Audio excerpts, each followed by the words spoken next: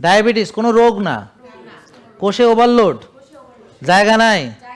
সবাই বলেন কোষে জায়গা নাই, সবাই বলেন কোষে জায়গা নাই। কেন নাই? কেন নাই? কোষে কি জমছে?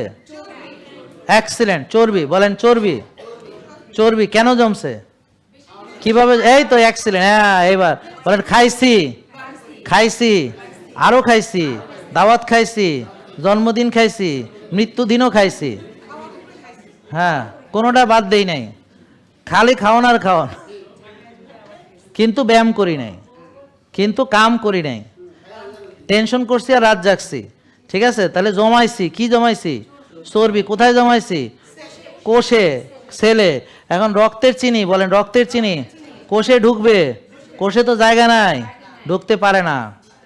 তো এইটাই ডায়াবেটিস। পরে কোষে যখন ঢুকতে পারে না, চিনি রক্তে বাড়তে থাকে আস্তে আস্তে। ক্লিয়ার?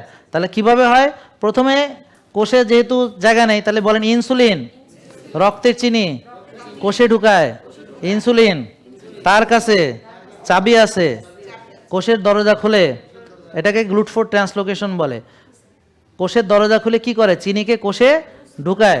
এখন যদি কোষে ওভারলোড থাকে, কোষ ইনসুলিনকে বাধা দিবে। কি দিবে? বাধা দিবে। কি দিবে? বাধা দিবে। বাধা হলো রেজিস্ট্যান্স। তাইলে এইটার নাম হলো ইনসুলিন রেজিস্ট্যান্স। তাহলে ইনসুলিন রেজিস্ট্যান্স হচ্ছে ডায়াবেটিসেরও আগের কথা, মনে থাকবে। জেকে লাইফস্টাইল লিমিটেড, ওষুধ মুক্ত সুস্থ জীবন।